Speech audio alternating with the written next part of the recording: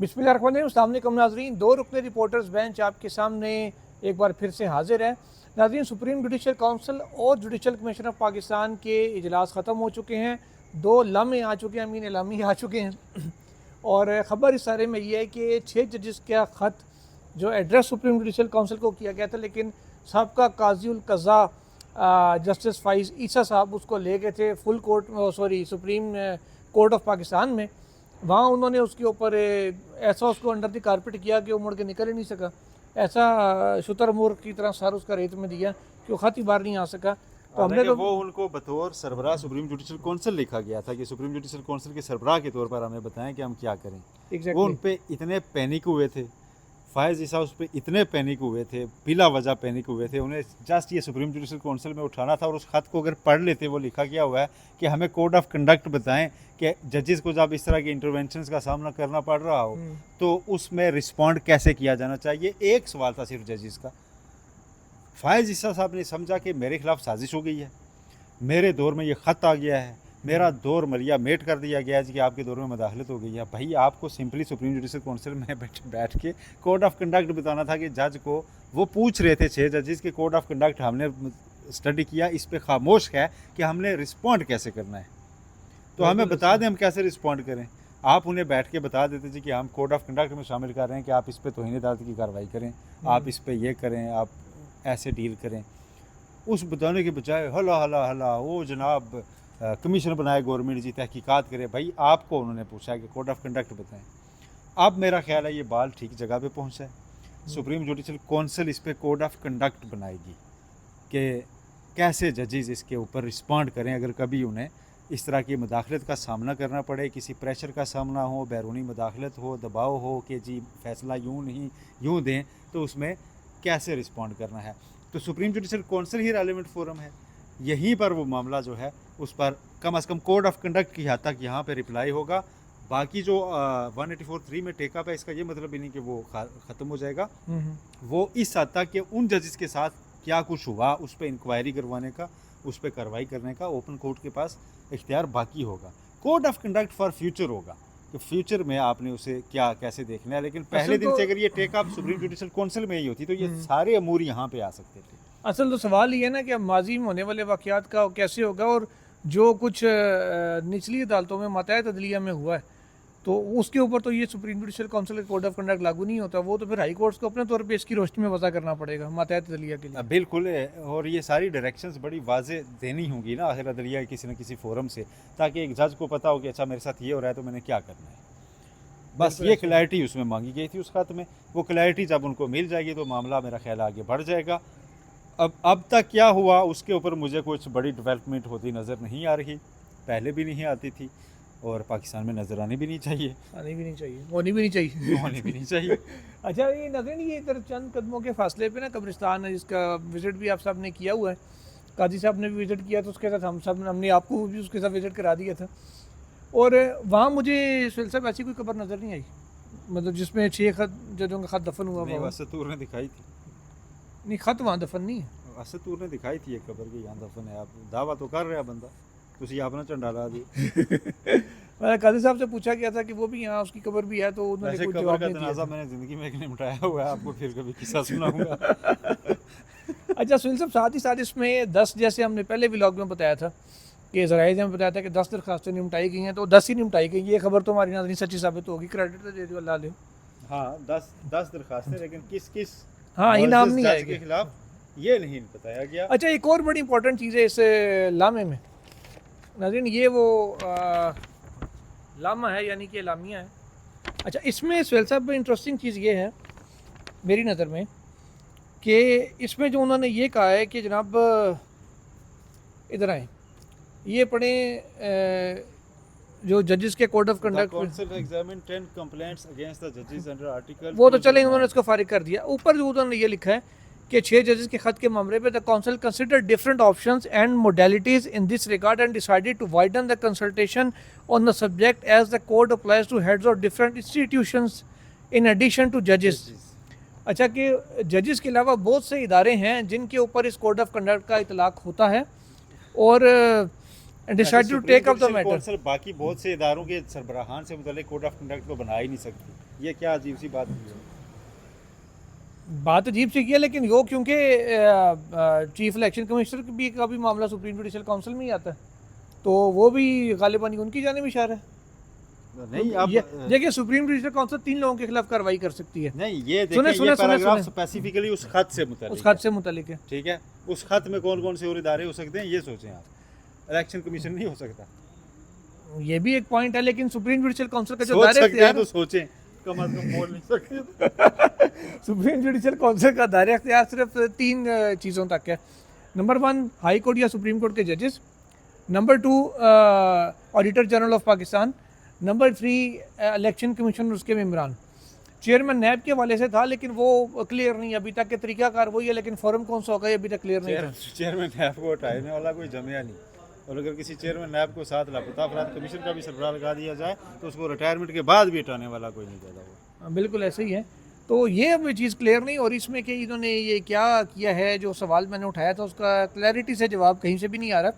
अच्छा, इसके अलावा दूसरा नाज़रीन लामा आया एक और, दूसरा लामा है जुडिशल कमीशन ऑफ पाकिस्तान का।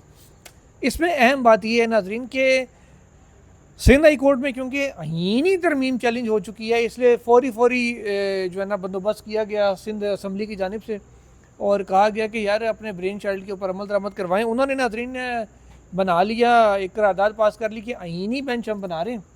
जुडिशल कमीशन में आज मामला आया, जस्टिस शफी सदीकी साहब जो chief justice Sindh high court हैं, उन्होंने बड़ा अच्छा स्टांस लिया, बहुत अच्छा, और वो कामयाब रहे हैं। कम अज़ कम आज से, अब आज की तारीख है 8 है और 25, ठीक है, 12 और 5, ठीक है, 17 के दिन उनके पास मिल गए हैं किस चीज़ के कि 17 दिन तक सिंध हाई कोर्ट पूरी कम्पिटेंट है कि वो आइनी तरमीम को उड़ा भी सकती है, कुछ भी कर सकती है। सिंध हाई कोर्ट का हर एक जज आइनी बेंच का तसव्वुर होगा, आइनी बेंच तसव्वुर होगा, उसका मेंबर तसव्वुर होगा। ये आज फैसला हुआ है। और जब हम वो 10 जज बिठाएं, 17 बिठाएं, 20 बिठाएं, 28 है ना वहाँ पे, वो 27 बिठा सकते हैं, बल्कि 28 के 28 बिठा सकते हैं। मज़े की बात है कि मैं अपनी पहली वीडियो जब यहाँ पे कर रहा था तो साथ साकिब बशीर थे, तो मैंने कहा यार जुडिशल कमीशन का इजलास तो खत्म हो गया, लेकिन वज़ीर कानून ने जो तफसीलात बताई उस दौरान वो परेशान से लग रहे थे, पता नहीं क्या परेशानी है। वो परेशानी अब यहाँ लम्हे से सामने आई है कि उसमें पूरी सिंध हाई कोर्ट जो है ना कम्पिटेंट है 25 तक। अब अगली दफ़ा हुकूमत मज़ीद तैयारी से आएगी कि यार ये तो काम ख़राब हो गया, ये प्रेसिडेंट बन गया अगर कि पूरी बना दे तो फिर सुप्रीम कोर्ट में ही बनानी पड़ जाएगी आइंदा किसी दिन। हाँ ये तो है। अच्छा, मज़े की बात दिलचस्प चीज़ ना हो, हाँ, किसी वीकेंड शुरू होने से एन पहले सिंध हाई कोर्ट फ़र्ज़ किया जिस दिन से अमेंडमेंट हुई है उस दिन से उसको कहे जी कि नहीं ये सेटिस्फाइड है, तो चीफ जस्टिस पाकिस्तान कौन होगा? ये एक अच्छा सवाल है कि को चीफ जस्टिस पाकिस्तान कौन होगा। और नंबर 2 ये कि इंटरेस्टिंग सवाल फिर ये होगा कि अपील जो है वो कौन लेके आएगा और कहाँ लेके आएगा। अपील जो भी लेके आएगा, मैंने वीकेंड इसीलिए शामिल किया है ना, वीकेंड पे जब होगा तो इस एतबार से तो प्रैक्टिशनर प्रोसीजर कमेटी में तहलील हो जाएगी ना। नहीं, वो कमेटी 2 मेंबर रह जाएगी, चीफ जस्टिस और मंसूर अली शाह साहब, पर वो चीफ जस्टिस भी नहीं रहेंगे तो मंसूर अली शाह साहब अकेले कैसे कमेटी करेंगे। इंटरेस्टिंग चीज़ है बारे। अच्छा, एक और सब चीज़ है इसी से रिलेटेड, क्योंकि बात आईनी बेंचेस के ऊपर आ रही है, तो मुस्लिम लीग नून की पंजाब हुकूमत ने अभी तक करारदाद पास नहीं की, यानी कि वो आईनी बेंच बनवाने में इतना संजीदा नज़र नहीं आ रही सूबे में। केपी ने तो बनाना ही नहीं है, केपी ने तो बनाना ही नहीं है। वहाँ पे मसला ये है, मेरा ख्याल है कुछ हाई कोर्ट्स को भी देखा जा रहा है कि वहाँ पे शायद इख्तियारात ज़रूरत पड़ जाए सारों के, शायद इस तरह काफ़ी सारी चीज़ें उस पर नोट की जा रही हैं। और फिर आप क्यों हाई कोर्ट्स के पीछे पड़े हुए हैं? हाई कोर्ट्स तो एजेंडा थे ही नहीं, एजेंडा यहाँ का ये किला फतह करना था, हो गया हुआ है बस। अच्छा, बाकी तो भर्ती की कार्रवाइयाँ होती रही, तो सिर्फ यानी अर्तुगरुल ने कारा जैसार का किला फतह करना था। जी जी, बस वो जो किला फतह करना था वो हो गया हुआ है। अब उसके बाद तो बाकी सारी इधर उधर की बातें हैं ना, कि ये भी होगा साथ ये भी होगा। असल मिशन अक्टूबर जो गवर्नमेंट का था ना वो ये था कि चीफ जस्टिस काजी फायज़ की रिटायरमेंट पर justice Mansoor Ali Shah chief justice Pakistan न बन जाए, कहानी ख़त्म। और वो बाकी सारी इसके ना रुदाद, ये चैप्टर का टाइटल ये है, बाकी अंदर तो रुदाद है, कैसे हुआ कहाँ हुआ, ठीक है। अच्छा चले, एक जो सवाल फंसा हुआ था ना वो मतीउल्लाह जान साहब से पूछने की कोशिश करते हैं। मतीउल्लाह जान साहब हमें नजर आए नाज़रीन। मती भाई 1 मिनट आइएगा। ये मतीउल्लाह जान साहब को नाज़रीन चलती गाड़ी में हम सवार कर रहे हैं क्योंकि ये अचानक सामने आए थे। मती भाई, ये सवाल, ये जो पैराग्राफ है जिसकी ये कि जो कंसल्टेशन का दायरा कार है वसी किया है कि court applies to the head और different institution in addition to जजेस and decide to take up the matter in next meeting once again. दोबारा मामला जेर बहस आएगा तो ये कोड ज़ाब्ता इखलाक यानी कि जजेस का, सुप्रीम जुडिशल काउंसिल वाले और किस किस इदारे के सरबराह पे लागू होता है? बात यह है कि पहले अपनों पे तो कर लें। ये जो 6 जजों का खत था, दूसरे इदारों पे इल्ज़ाम तो था, लेकिन चीफ जस्टिस आमिर फारूक पे भी इल्ज़ाम था। उसके ऊपर क्या कार्रवाई कर रहे हैं आप? दूसरे इदारों का बता रहे हैं और वो भी मुस्तकबिल से देखा जाएगा। मेरा नहीं ख्याल 209 की जो अख्तियार है सुप्रीम कोर्ट का, उसमें दूसरे इदारों पर भी इस तरह का इतलाक़ हो सकता है। ये तो मेरे ख्याल में एक आई वॉश है और बिकॉज कोई ठोस कार्रवाई कर नहीं सकते या करना नहीं चाहते हमारी जुडिशल काउंसिल, तो कार्रवाई तो वैसे भी नहीं कर सकते ये दूसरे इदारों के ख़िलाफ़, आइन में भी नहीं है। लेकिन एक काम तो कर सकते थे ना, जो उन्होंने नहीं किया, वो है इन्वेस्टिगेशन करते, शवाहिद सारे अवाम के सामने रखते, फेडरल गवर्नमेंट को लिखते, वो फिर आगे मुतल्लिका इदारों की पूछ गुछ करते। मसला ये है सुप्रीम कोर्ट रेफर हो आप इन्वेस्टिगेट तो कर नहीं सक रहे, अपने जज को भी नहीं कर रहे, दूसरे इदारों को आप कर नहीं सकते, और फिर कह रहे हैं कोर्ट में तरमीम कर दें। ये बड़ा आसान तरीका होता है जी, कोर्ट में तरमीम कर दें। उससे तासुर ये मिलता है कि क्योंकि पहले कोर्ट में ये नहीं था तो इस तरह हो गया, तो इसलिए अब आइंदा नहीं होगा क्योंकि हमने कोर्ट में डाल दिया। तो भाई आइन में भी बहुत कुछ लिखा हुआ है, कुछ नहीं होता। इधर आइन में भी तरमीमें करके अगलों ने देख लिया। आर्टिकल 6 है ना, क्या हो गया है? आर्टिकल 6 के होते हुए सब कुछ हो रहा है। ये 26वीं आइन तरमीम जो हुई है आर्टिकल 6 के होते हुए हुई है। तो ये कोर्ट में तब्दील करने से जजों के क्या हो जाएगा? 6 को छेड़ा भी नहीं गया, तरमीम छेड़ा भी नहीं गया। तो बात ये है कि ये सिर्फ आई वॉश है, और मैं समझता हूँ कि 209 के तहत जो कम से कम चीज़ जुडिशल काउंसिल कर सकती थी कि वो इन्वेस्टिगेट कर सकती थी। जस्टिस आमिर फारूक के हवाले से जो इल्ज़ाम थे उनको सामने रख के ये तमाम इंटिमिडेशन की चीज़ें इन्वेस्टिगेट हो सकती थी, क्योंकि एक जस्टिस आमिर फारूक वो एक किस्म का हैंडल था जुडिशल काउंसिल के पास कि जिसको लेके वो एजेंसियों के भी जो कंडक्ट है उसको इन्वेस्टिगेट कर सकती थी।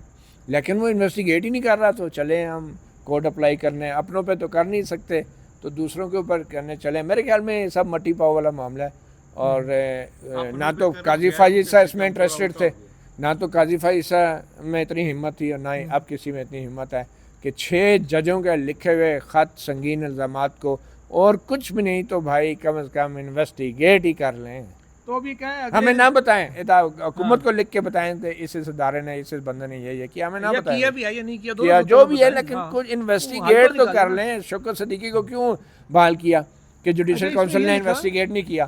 ठीक है, तो भाई इन्वेस्टिगेट और बगैर इन्वेस्टिगेशन के बहाल भी कर दिया, पहले बगैर इन्वेस्टिगेशन के बरतरफ किया और फिर तो असल चीज़ इन्वेस्टिगेशन है।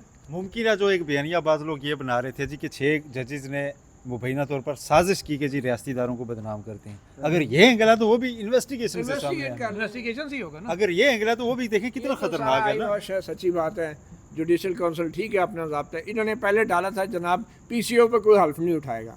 अब मैं आपको बताऊँ, ये भी इतना बड़ा जोक था ना जो इफ्तिखार मोहम्मद चौधरी के दौर में अमेंड किया गया जुडिशल काउंसिल, PCO पे कोई हल्फ नहीं उठाएगा। भाई ये कौन सा कोड ऑफ कंडक्ट है? PCO पे जो PCO किसको कहते हैं मुझे बताएं? PCO तो है ही आइन से गद्दारी।